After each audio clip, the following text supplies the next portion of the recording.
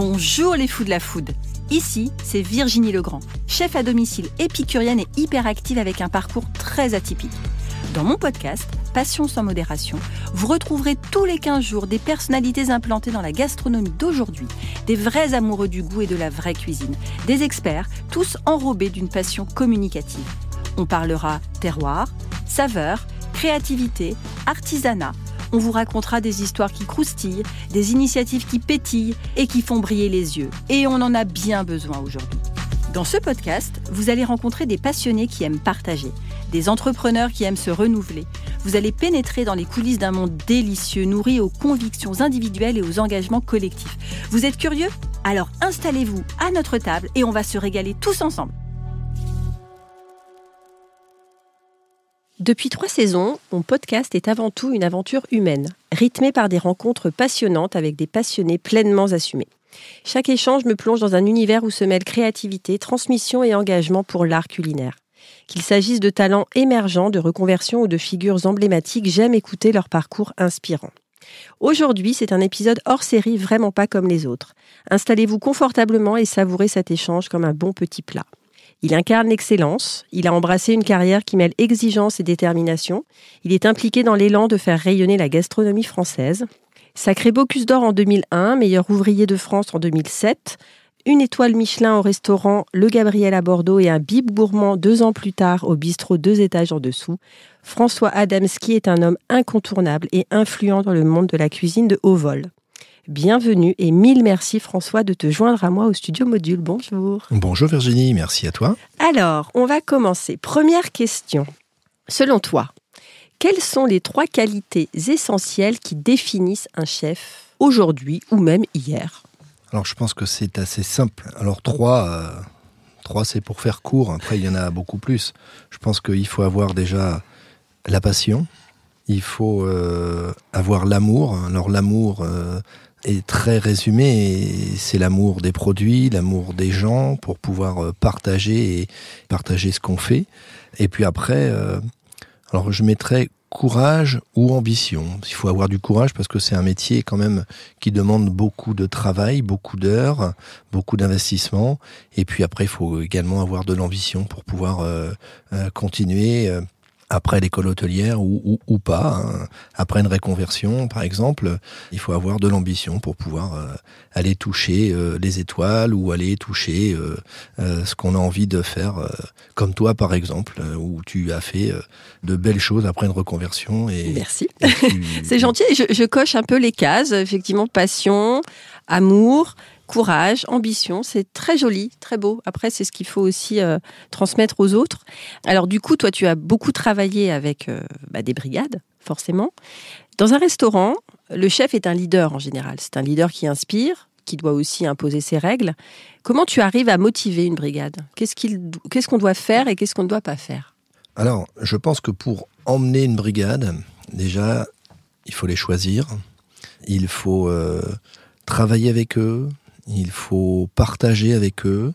Et déjà, à partir de là, on crée des choses. Quand on travaille avec eux tous les jours, quand j'étais au Gabriel ou bien dans mes différents établissements, je ne pouvais pas et je ne voulais pas être qu'un chef qui arrivait au pass et qui envoyait les plats. Je voulais travailler avec mes gars, transmettre, partager des choses, aussi bien dans le travail que également un petit peu dans le privé. On apprend un peu à connaître cette équipe et c'est aussi comme ça qu'on crée du lien et qu'on les emmène. Qu'on les emmène plus loin, plus haut. Par exemple, j'étais à Bourges, à l'abbaye Saint-Ambrois. Quand j'ai quitté l'abbaye au bout de 5 ans, quasiment toute mon équipe m'a suivi à Bordeaux. On était quasiment une petite quinzaine. Donc là, c'est une vraie preuve d'amour entre nous toutes et tous. De respect. De respect aussi, évidemment. Mais voilà, c'est qu'on a partagé les bons et peut-être les moins bons moments, mais que les moins bons moments, on les oublie pour ne faire place qu'aux bons moments, aux récompenses, à tous ces moments-là. Aux fiertés communes aussi, de donner de l'amour en commun pour tous les clients. Oui, c'est ça.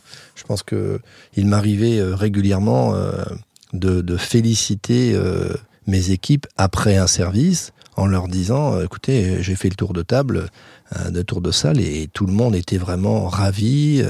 Alors c'était toujours constructif, parce qu'il y avait toujours des choses peut-être des petites choses qui n'allaient pas, mais on échangeait plus qu'en étant tout le temps négatif. Mais est-ce que c'est le cas de tous les chefs ?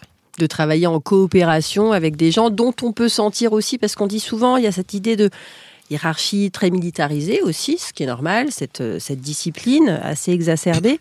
Et toujours, on parle d'infériorité, que c'est le chef qui dirige tout. Alors bien sûr, c'est lui qui impulse. Mais on a aussi beaucoup entendu parler que dans les cuisines, ça pouvait être compliqué. Donc j'adore le discours que tu tiens, parce que c'est beau et on a envie de se dire qu'il y a plus de restaurants comme ça que l'inverse. Peut-être y a-t-il eu une époque où c'était pas tout à fait dans cet esprit-là. Je n'en sais rien. Moi, je vois simplement, je vois pas regarder en arrière. Je regarde juste. Non, mais ton discours est super beau. Fait. Une chose est sûre, c'est que aujourd'hui, ça n'existe plus en tout cas. Et il y a toujours un petit peu de pression. Les services sont toujours certainement tout aussi intenses, vifs, avec tout autant de respect. De toute façon, on sait très bien aussi que pour faire sortir le très très bon, parfois, faut être un peu brutal. Enfin, ça fait partie aussi de toutes celles et tous ceux qui travaillent avec des gens. Oui, je dirais pas brutal, je dirais qu'il faut savoir exprimer ce qui ne va pas au bon moment. Il faut que ça soit, il faut que ça soit bien ciblé. C'est-à-dire que faut pas gueuler pour gueuler. Oui, non, c'est sûr. Voilà. Ce sera contre-productif de toute façon. Mais je crois que c'est ça qui parfois a été un petit peu insupportable avec certains chefs peut-être, où c'était toujours un petit peu dans un esprit un petit peu de hurlement, et c'était peut-être pas forcément constructif. Quoique, après, le travail sous pression, que tu as eues je ne sais pas, ou ce que j'ai entendu, le travail sous pression parfois fonctionne, et les résultats ont été approuvés. Donc, après, moi, je sais pour l'anecdote qu'à Cannes, avec toi, ça a été un peu sous pression et que ça a marché. Ah ben oui, que, alors, donc voilà. Sous pression, mais avec le respect quand même. Non, mais bien sûr, mais je veux dire, même Olivier, c'était aussi beaucoup de professionnalisme, de travail, de rigueur, et c'est ça qui te fait grandir aussi, il faut le dire. Enfin, tu vois, d'être dans la souplesse en permanence. Mais c'est comme pour les enfants, en fait. C'est comme pour l'éducation des enfants, donc l'éducation des futurs chefs, je trouve que c'est important. Donc là, tu parles de cette évolution dans les cuisines, de par les comportements des chefs. En termes de contenu des assiettes, comment la cuisine, elle a évolué depuis 15 ans, 10 ans, 15 ans ? Est-ce que tu vois une évolution ou pas ? Alors, oui, la cuisine a évolué depuis 10-15 ans. Elle était en perpétuelle évolution. Après, je ne suis pas là pour juger si c'est mieux ou si c'est moins bien. Il y a une évolution, on est peut-être plus dans le produit, on est peut-être plus dans la simplicité pour certaines gammes ou pour certains établissements. Et après, d'autres établissements sont restés dans la tradition, dans les grands classiques de cette cuisine française qu'on aime beaucoup également. Qu'on aime tant. Énormément. Alors justement, un bon plat commence par un bon produit. Comment toi, dans toutes tes expériences, et notamment après on reviendra sur Servère, mais vous cultivez la relation avec les producteurs, avec les artisans ? Comment se fait le sourcing ? Comment s'est fait le sourcing ? Quelles sont toi ta philosophie par rapport à tout ça ? Alors, il est évident que dans la cuisine, la vraie star, c'est le produit. Ça, c'est une évidence. C'est vrai. Alors, le choix des produits se fait par la région, bien évidemment. On n'utilise pas les mêmes produits quand on est à Lyon ou en Auvergne ou à Bordeaux ou à Paris. Donc, on est là pour travailler les produits régionaux, les plus proches. Et après, on crée des liens avec tous les producteurs, si l'on peut.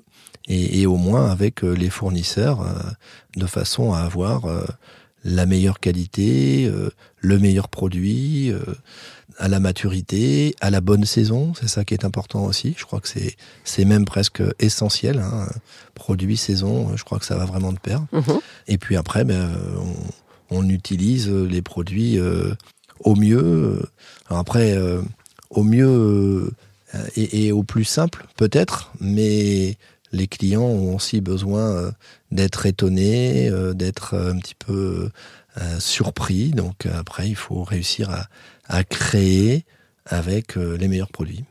Très bien, merci beaucoup. Alors, donc tu as passé le concours de meilleur ouvrier de France, le concours du Bocuse d'Or, qui sont des concours extrêmement prestigieux. Quelle est la différence dans leur approche et comment toi, tu as appréhendé ces concours, personnellement ? Alors, ce sont deux concours complètement différents, ça c'est une certitude. Un premier est en vase clos, des sélections, une finale où on est une petite trentaine. Il en sort entre 7 et 10 lauréats de un des meilleurs ouvriers de France, puisque c'est le vrai terme. Et c'est un concours où on a 15 jours, à partir du moment où on a le thème, pour s'entraîner. C'est extrêmement précis, grâce à Jacques Maximin qui fait des thèmes parfaits avec Michel Roth, Christophe Quentin, sous la présidence d'Alain Ducasse.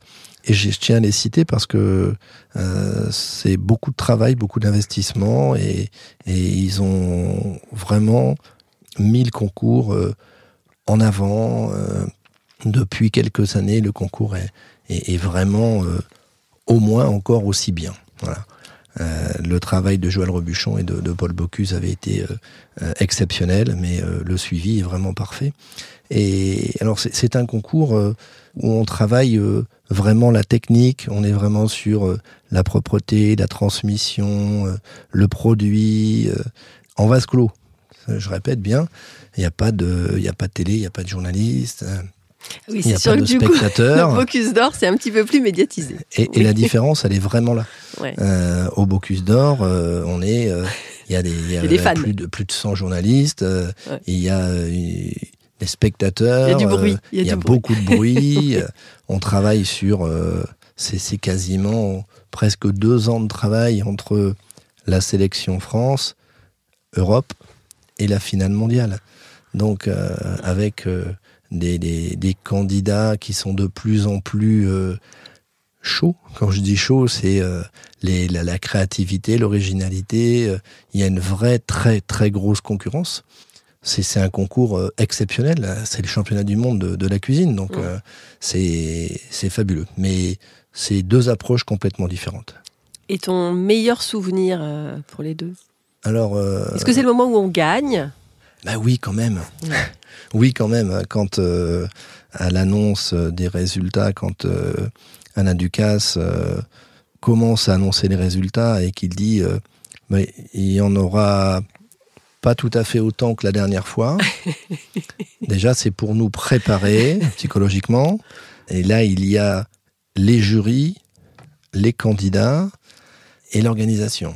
Et là, je veux dire que on était 33, on espérait être dans le petit nombre. Et au final, alors ça a été assez rapide pour moi parce que on a été appelé par ordre alphabétique. Donc forcément, j'ai toujours été, ou très souvent été le premier, grâce à l'ordre alphabétique. Merci de le préciser, parce que AD, effectivement. Oui. Et après... Donc quand il a annoncé mon nom, forcément c'est waouh. On se dit dans sa tête tout arrive. On voit tous ses pairs, tous ses chefs. Ta propre fierté déjà. Oui, toi avec toi-même. Évidemment. Et c'est voir tous ces chefs là qui ont le col et on va se dire waouh. Bientôt je vais porter ça. Et quand j'ai eu le col, je peux le dire. J'ai dormi avec ma veste. Voilà, j'ai dormi avec mon col la première nuit. Ah ouais, c'était fabuleux, fabuleux. C'est il y a 18 ans. Voilà, c'est ça. Belle émotion. Très belle émotion. Et après, sur le Bocuse d'Or, je pense qu'effectivement, c'est pareil, c'est l'annonce. Alors, on vit beaucoup de choses avec Amandine Chéniaud qui était... alors, j'aime pas dire le terme commis, même si c'était bien... Voilà, ça s'appelle comme ça, mais voilà, c'était ma binôme. Si Amandine n'avait pas été là, je pense que je ne serais peut-être pas réussi à arriver au même résultat. Tout comme tous les candidats, le commis est extrêmement important. Donc on était suivis par la télé. Paul Bocuse annonçait les résultats et le Bocuse de bronze. Alors j'étais là, j'en veux pas. Et quand il annonce, et pour le Bocuse d'or, et je me souviendrai toujours ça vient du cœur, il dit « La France !» Et là, forcément, émotion, je craque. Et à chaque fois que je suis au Bocuse d'or, à chaque fois, il y a une émotion de dingue. Sûr. Encore plus cette année de voir Paul 30 ans après Régis, de voir l'émotion de Régis. J'ai pleuré comme une madeleine, hein. C'était très très fort.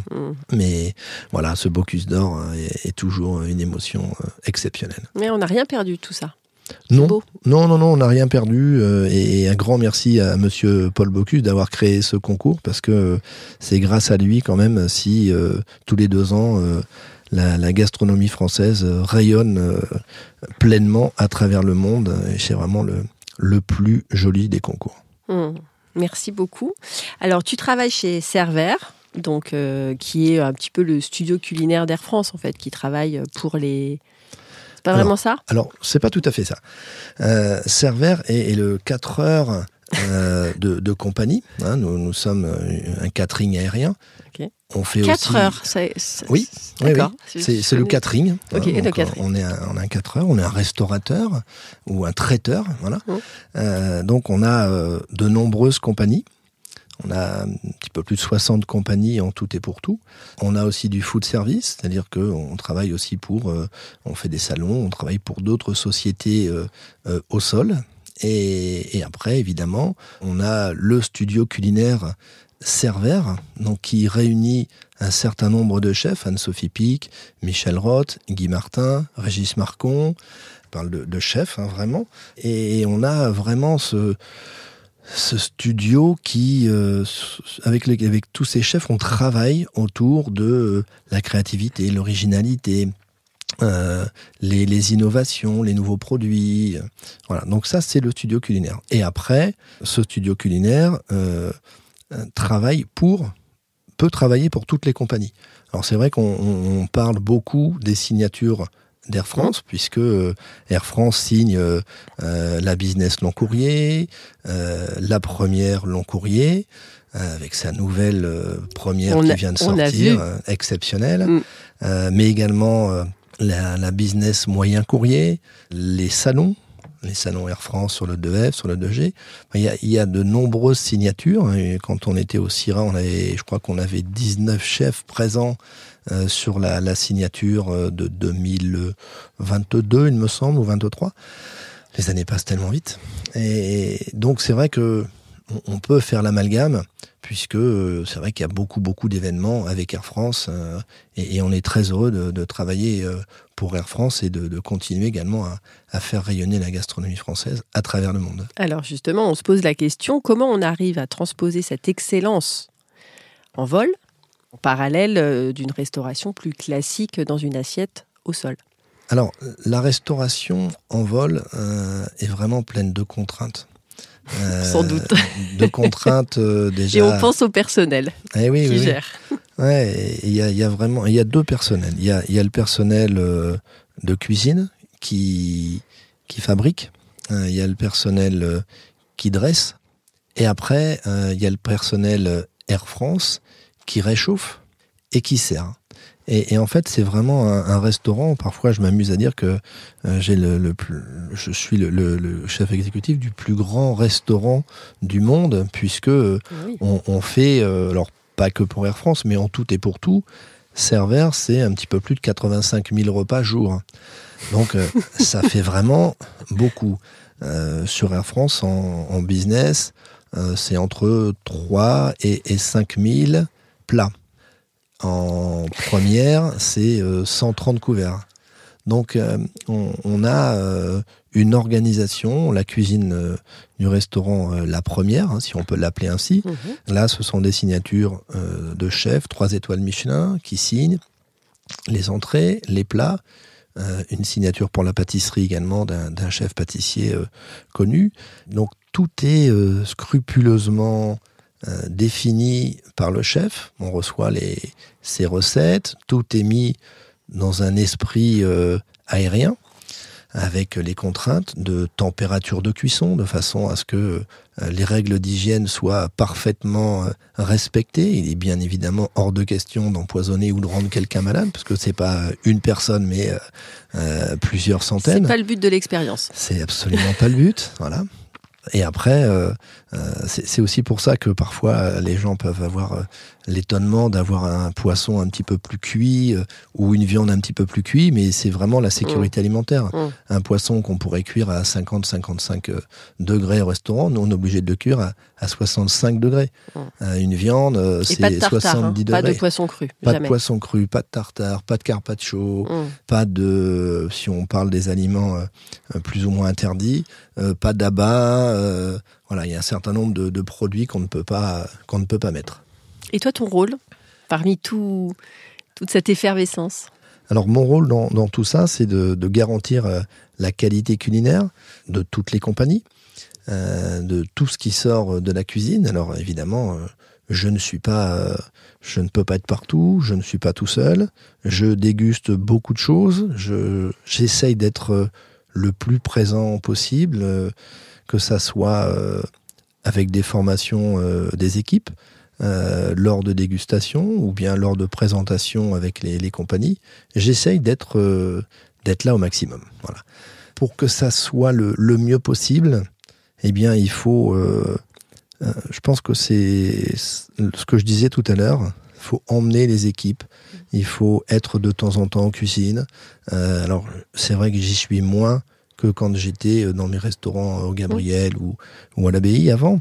Mais être là quand même, regarder, toujours avoir l'œil, un petit mot gentil, rassurer, ou une petite réprimande, mais bien montrer que on est là et que on suit, on regarde. C'est une équipe. C'est une équipe. C'est une équipe. C'est important de leur montrer qu'on n'est pas juste là pour dire ça va ou ça va pas. C'est de les accompagner, de les écouter. Alors c'est pas toujours facile. On a Cervère, c'est un petit peu plus de 10 000 personnes.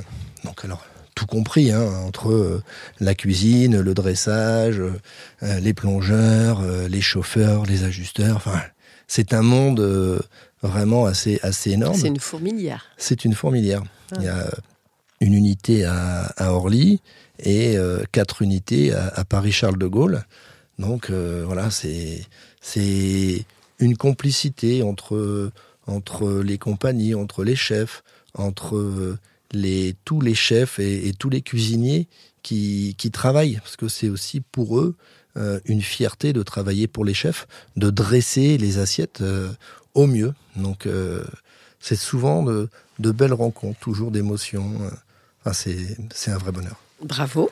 Et du coup, tu y travailles depuis combien de temps ? J'y travaille depuis un petit peu plus de 6 ans. Ok. Alors, là, une question un petit peu plus personnelle. Comment gères-tu ton temps et ta concentration avec la multitude d'engagements culinaires pour lesquels on te sollicite en région et à l'étranger, parce que tu bouges beaucoup. Comment on fait pour tenir ? Alors, je crois que c'est assez simple. Parfois, les gens se moquent un petit peu, parce que j'ai un calendrier papier sur lequel je note les grandes lignes. C'est-à-dire que les endroits où je suis pendant plusieurs jours, voilà. Et à partir de là, j'affine. Donc là, j'ai mon agenda, soit mon grand agenda papier, soit bien sûr l'agenda ordinateur sur lequel tous les rendez-vous sont notés. Et après, c'est un petit mix entre tout ça, réussir à préserver un petit peu de vie privée quand même. On essaye. Avec 3 enfants, avec une petite épouse, même si on n'est pas mariés, mais j'ai une petite épouse quand même. Et puis après, oui, quelques déplacements personnel avec Michel Roth sur des croisières de temps en temps.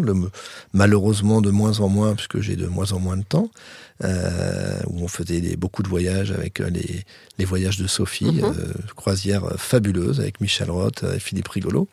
Après, de temps en temps, j'avais des déjeuners pour des EHPAD.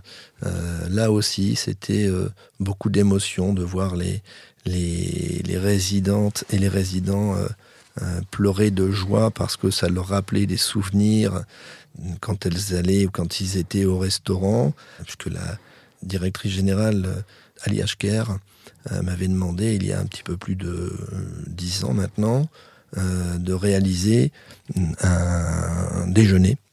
C'était même deux déjeuners dans l'année à l'époque. J'ai réduit. Déjeuner étoilé. Voilà. Ça s'appelle les étoiles dans les assiettes. Et pour combien de personnes du coup ? Tout dépend. Ah ouais. Tout dépend de la taille de l'EHPAD. Il y a souvent, bien sûr, les résidents, un peu de famille, des invités. Et ça, c'est vraiment un très beau moment que j'aime garder aussi, puisque ça me permet aussi de travailler un peu avec les équipes. Et ça, moi, ça me permet de changer un petit peu. Ça me permet d'échanger aussi et de former d'autres chefs, de voir de nouveaux produits, de nouvelles techniques. C'est toujours constructif, intéressant, enrichissant. Et puis, je rappelle que l'émotion est régulière. On a fêté la dernière fois les 100 ans d'une dame qui pleurait tellement elle était contente. Enfin, c'est merveilleux. Moi, j'ai fêté les 100 ans de ma grand-mère. J'ai vu ça. Ah voilà, alors il n'y avait pas le restaurant étoilé. Mais non, mais c'est beau quand tu parles de l'émotion, et c'est vrai, ce qui ressort à chaque fois, c'est cette idée du collectif qui a l'air de compter beaucoup pour toi.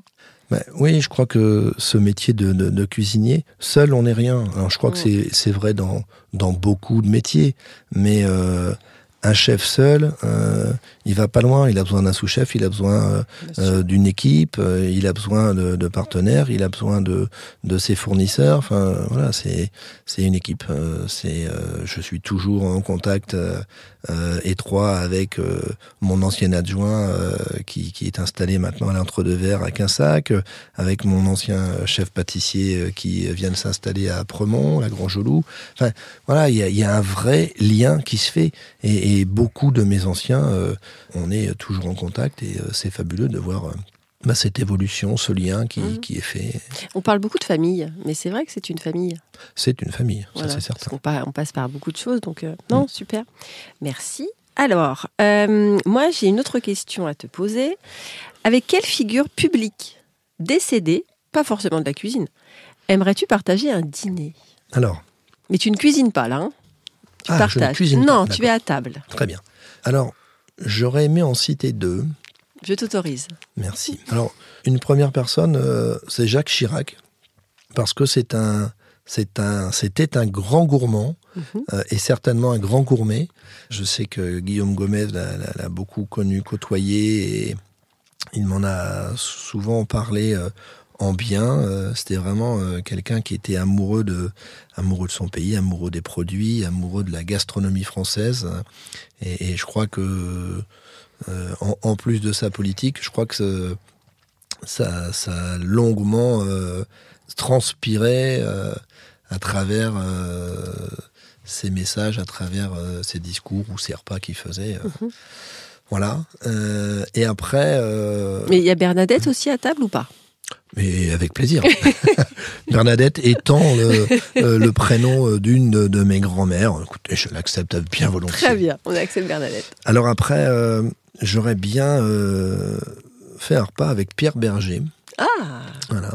Pierre Berger, que j'ai connu très peu, mais qui a eu pour moi, qui a été vraiment quelqu'un d'assez important, puisque quand j'étais chez Prunier, à l'époque où j'ai passé le Bocuse d'Or, il devait fermer son restaurant. Il a acheté Prunier quelques mois auparavant, et il a décidé de faire des travaux. Et quand on a appris ça, je me dis, oh là là, Comment je vais faire?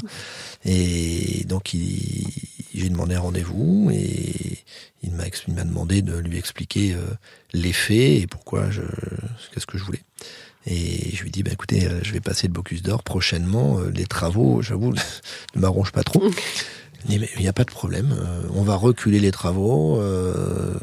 De quoi avez-vous besoin d'autre? Et il m'a payé mes plateaux en argent, toute ma marchandise. Voilà. Donc, et malheureusement, il n'a jamais voulu en parler. Il n'a jamais été. Il a jamais voulu paraître en termes de communication autour de ça. Ça a vraiment été un mécène très important. En plus de Servère déjà à l'époque qui m'avait aidé et d'autres, mais voilà, donc c'est quelqu'un avec qui j'aurais bien partagé volontiers quelques mets et quelques discussions. Ça fait une belle tablée, ça. Exactement. Bon. Alors, par contre, peut-être pas les deux ensemble, parce que je ne sais pas si ce serait autorisé cette chose. On ne sait pas. En tout cas, la projection est belle. Alors, tu le sais, moi je suis une ancienne professeure de lettres, donc forcément dans mon podcast je mets toujours un passage qui va résonner et ensuite je te poserai la question. Mais quand d'un passé ancien rien ne subsiste, après la mort des êtres, après la destruction des choses, seule, plus frêle mais plus vivace, plus immatérielle, plus persistante, plus fidèle, l'odeur et la saveur restent encore longtemps, comme des âmes, à se rappeler, à attendre, à espérer, sur la ruine de tout le reste, à porter sans fléchir, sur leurs gouttelettes presque impalpables, l'édifice immense du souvenir. Quelle est ta Madeleine de Proust? Ah, je sentais arriver. Très joli, bravo. Et encore, toi tu as de la chance, parce que je t'ai donné la question. Mais tous mes invités, je leur fais en live. Et parfois, c'est la panique. Ça peut. Mais comme tu étais seule, je me suis dit, je ne voulais pas te déstabiliser. Très bien, merci. Mais ça m'intéresse parce que c'est travailler sur les émotions, les souvenirs et rentrer un petit peu plus dans le personnage. Eh bien, merci beaucoup. Écoute, quand j'ai vu la question, j'ai dit, c'est évident, c'est ça. Et moi, c'est le beurre noisette. Incroyable. Ouais, le beurre noisette. Pour plusieurs raisons, parce que c'est rigolo, parce que là je vais repenser à plein de choses et ça me crée de l'émotion. J'ai les larmes qui sont presque là. Mais je vois. En fait, c'est quand ma mère, qui est toujours là, Comment s'appelle-t-elle? Monique. Voilà. Monique. Qui fait toujours aussi bien à manger. Et quand on y va, tout le monde se régale. Mais l'émotion est parce que ça rappelle vraiment des souvenirs incroyables, même quand mon père était encore là, bien évidemment. Et elle faisait rôtir des viandes. J'ai le souvenir de sa palette de porc qu'elle faisait dans la cocotte minute. Elle la faisait rôtir. Il y avait le beurre noisette qui était là, qui marquait. Il y avait une odeur de dingue dans la maison. Les oignons, les carottes. Après, elle fermait, elle cuisait ça. Ça, c'était. Et ça, c'était où? Ça, c'était à Berck-sur-Mer.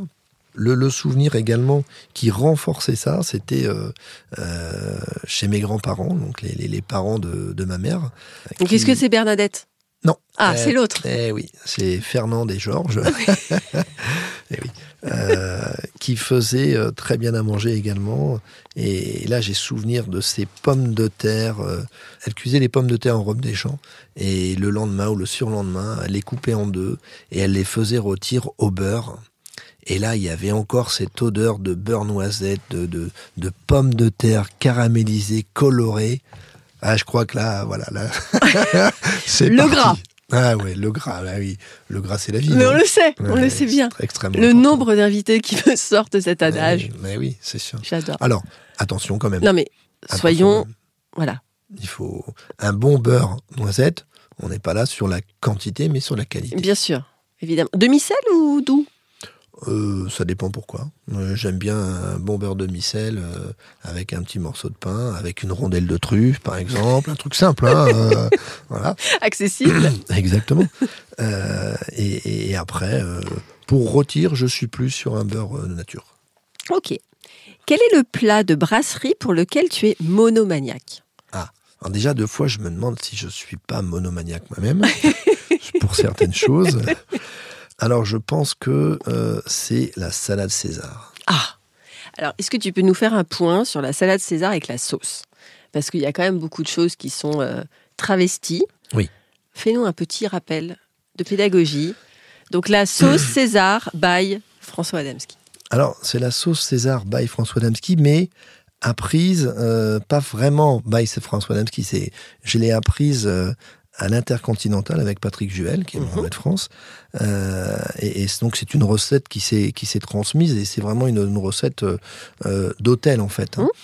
Donc, c'est à partir d'un œuf mollet, où on travaille avec l'ail, l'anchois, le parmesan, et après on monte un peu avec l'huile d'olive, mais il n'y a pas de moutarde, il n'y a pas de crème. Surtout, c'est pas mixé. Ah si, c'est mixé par contre. Parce que là, tu faisais le geste avec la fourchette, c'est comme si c'était écrasé et un petit peu dilué avec le jus que tu rajoutes. Jus de citron ? Un petit jus de citron, ouais. Alors attention, je n'ai pas la science infuse. Non mais moi, nous sommes là pour. C'est celle que j'aime. Bah, bien sûr. C'est celle que j'ai apprise. C'est celle que, au fur et à mesure des différents échanges, les partages étaient plutôt dans ce sens-là. Non, il faut qu'elle soit quand même mixée parce que sinon, l'œuf va faire des petits morceaux. Ou alors, avant, elle n'était peut-être pas mixée et depuis qu'on a les mixeurs, je ne peux pas dire. Hein. Mais comment tu ne vivais pas au moment où il n'y avait pas de mixeur ? Non, non, désolé. C'est pas parce que j'ai 54 ans aujourd'hui que... C'est vrai. Alors, on enregistre le 26 mars, donc bien sûr, François Adamski vient d'avoir... Alors, je ne savais pas, 54, bah, du coup, 54, tu nous l'as dit. 54. Ce sera diffusé plus tard, mais en tout cas, voilà, bon anniversaire, François. Merci, Virginie. Et donc, oui, effectivement, cette sauce, elle doit être savoureuse, onctueuse. Il doit vraiment y avoir la petite pointe... je l'ai perdu. Saline, tu veux dire ? La petite pointe saline de l'anchois, voilà, pardon, qui doit être là, un petit peu de l'huile d'olive. Enfin, il faut vraiment que ça soit donc pas de crème, riche. Parce qu'il y a des recettes avec de la crème légère ou non, ça c'est péché, ça. Alors, je ne sais pas. Ce n'est pas comme ça que je la fais. Voilà. Je ne veux pas faire un scandale, hein. Mais non, moi je l'ai apprise comme ça et c'est comme ça que je l'aime. Oui, mais et après, dans les brasseries, ils font pas comme ça. Malheureusement, non. Et la salade romaine, après, un petit peu de tomate ou pas tomate quand c'est la saison. Oui, on peut mettre de la tomate. Quand c'est la saison. La garniture, évidemment. Mais non, ça c'est pour le coup croûtons frottés à l'ail. Croûtons maison, évidemment.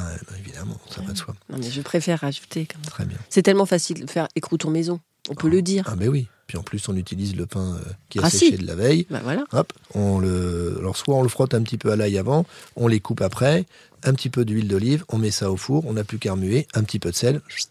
On adore. Clic-clac. Très bien. Qu'est-ce qu'il y a toujours, ça c'est une question que je ne vais pas poser, qu'est-ce qu'il y a toujours dans ton réfrigérateur ? Du beurre. Du beurre, peut-être du fromage. Mais c'est pas mais il faut pas avoir honte du fromage. Ah non, mais quand je dis peut-être, c'est que... Tu avais un visage de culpabilité. 54 ans, justement. On fait attention au cholestérol, c'est ça ? Tout va bien pour l'instant, donc il faut le préserver. Alors, quel fromage ? C'est quoi ton fromage préféré ? Mon fromage préféré, alors peut-être un bon Roquefort. Ou un bon Bresse bleu. Oui, d'accord, donc on est... dans un fromage... pas de persillé. Pas de persillé, c'est goûteux. Un petit peu de miel. Des petites noisettes, des petits éclats de noisettes torréfiés. C'est pas mal, ça. Ouais, c'est pas mal. Alors, quelles sont les valeurs qui te guident en cuisine ? Et que tu as envie de transmettre, du coup, à ces jeunes que tu inspires ? Alors, je crois que les valeurs, c'est la rigueur, le respect. Alors après, la régularité, c'est peut-être pas tout à fait une valeur, hein, mais en tout cas, je vais réfléchir à une autre. Non, mais la régularité, par rapport à tout ce que tu as dit, moi je dirais de la discipline, c'est ça que tu veux non, évoquer ? Puisque pour moi, le respect, la discipline est dans le respect. Le respect est tellement divers, c'est le respect des hommes, le respect des produits, le respect des recettes, le respect du chef, le respect général. Après, c'est la rigueur, c'est la rigueur de travail, la propreté, l'efficacité, la rigueur dans dans les horaires, c'est aussi partie du respect. La ponctualité, effectivement. Voilà. Important. Et puis après, je crois que peut-être une autre valeur, c'est, on a déjà un petit peu parlé tout à l'heure, mais c'est la passion, quoi. Il faut avoir... C'est le point de départ. Mais oui. Dans ce métier, c'est le point de départ. Mais c'est une passion. S'il n'y a pas de passion pour ce métier-là, on va pas loin. Et du coup, tu vois, je pensais à une autre question. Quel a été ton déclic culinaire ? À quel moment tu t'es dit, j'y vais, je le fais, j'en fais ma vie ? Alors en fait, ça a démarré, et on va revenir un petit peu sur une autre question. Hein. Dès que je rentrais le midi de l'école, j'avais la chance de manger tous les jours à la maison. Ma mère était coiffeuse et entre deux, elle faisait à manger. Et quand je rentrais, ça sentait bon. Et à chaque fois, je venais, je me souviens, je prenais un petit tabouret et qu'est-ce que ça sent et qu'est-ce qu'on mange. Et j'étais le premier à table. Et je crois que ça m'a donné envie. Mon oncle, qui était le frère de mon père, lui n'était pas cuisinier, mais je crois qu'il aurait tellement aimé, il m'avait donné 1 ou 2 bouquins, et des jolis bouquins, et très anciens. Et puis après, j'ai fait un petit peu de pâtisserie. Bon, je suis pas parti dans la force obscure de la pâtisserie. Ça, c'est pour mon ami Philippe Rigolo. On se taquine très souvent. Mais j'ai beaucoup de respect pour les pâtissiers. C'est 2 teams, hein. C'est 2 teams. Oui, mais c'est une seule team. C'est la cuisine et la pâtisserie. C'est exactement... On est tous dans le même esprit. Faire bon et faire plaisir. Mais non, oui, je voulais faire un peu de pâtisserie. Et puis, j'ai fait un stage... grâce à mon père qui m'a trouvé un restaurant à Berck-sur-Mer où j'ai fait un stage découverte, comme le font certains élèves maintenant en 3e, et ça je trouve que c'est très aussi. Et seconde également. C'est très important, très intéressant, et moi je les accueillais avec beaucoup de plaisir, de façon à pouvoir créer des envies et des passions. Et en fait, là, dans cet établissement, j'ai fait de la réception, j'ai fait de la cuisine, de la salle, de l'accueil, j'ai même fait la plonge, j'ai fait un peu de tout. J'étais dans les étages aussi, et là, vraiment, j'ai dit, c'est quand même la cuisine. Donc voilà, j'ai fait une école hôtelière au Touquet, et c'est parti. À l'âge de 17 ans, j'étais parti en cuisine. Donc 17, 54. Voilà, on peut le calculer. Ça fait pas mal. Ouais. 37. Oui, 37 ans de bonheur, 37 ans de plaisir, de rencontres, grâce à des gens qui ont toujours été là, présents, toujours prêts à nous aider. Je pense à tous mes chefs, à Jean-Marc Montpac et Eric Briffard, à tous mes chefs qui m'ont accueilli et qui m'ont porté, aidé. Dominique Toulousy, Thierry Marx à l'époque, Michel Roth, Patrick Juel, Guy Leguet, Bernard Leprince. Voilà, ce sont ces équipe. gens-là qui vous portent, qui font attention à vous, qui vous aident, et voilà. Et cette transmission et cette bienveillance, à nous maintenant de continuer à la préserver et de la partager. Alors justement, dernière question, quel message souhaiterais-tu adresser à ces jeunes qui rêvent de percer en cuisine, alors inspirés par Top Chef ou pas, mais qui ont envie de prendre cette voie-là et qui à la fois se disent c'est pas pour moi, ou c'est pour moi, j'y vais pas, j'ai des parents qui me suivent pas. Qu'est-ce que tu leur dirais ? Un jeune qui a envie, mais qui sait pas, déjà, faut qu'il aille dans un établissement et qu'il fasse une petite semaine ou quelques jours. Déjà, il va bien se rendre compte. Après, il y a toutes les restaurations possibles, qu'elles soient étoilées, gastronomiques, bistronomiques, brasseries, collectivités. Il y a vraiment l'embarras du choix. Ensuite, le conseil, c'est il faut y aller, il faut pas avoir peur. Si c'est quelque chose qui fait rêver, eh bien, même si les parents sont pas d'accord, je pense qu'il faut pas hésiter à à en parler avec les parents ou à peut-être faire rencontrer aux parents certains chefs pour peut-être dire vous voyez quand même comment ça se passe. Je pense que c'est fini ça. Il y a eu peut-être une époque où les parents disaient oui, cuisinier c'est quand même pas des travaux fabuleux. manuels. Voilà.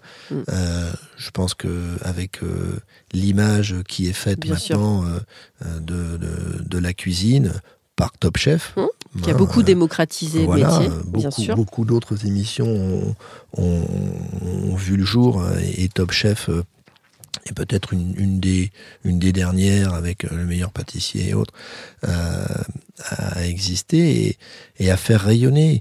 Alors, qu'est-ce que j'en pense ? Que du bien. Je pense que c'est positif, c'est important, ça a fait rayonner beaucoup la gastronomie, ça a créé des vocations. Au tout début de Top Chef, moi j'ai souvenir que il y a des jeunes qui venaient, j'ai vu Top Chef, j'aurais fait la cuisine. C'est vrai. Pas de problème. Après, je pense que c'est comme tout et partout. C'est pas juste d'arriver et de vouloir faire de la cuisine ou de vouloir faire Top Chef et puis après, il faut prouver. C'est comme quand on gagne le meilleur revêt de France. On m'a toujours dit, gagner c'est bien, mais après il faut faire briller la médaille.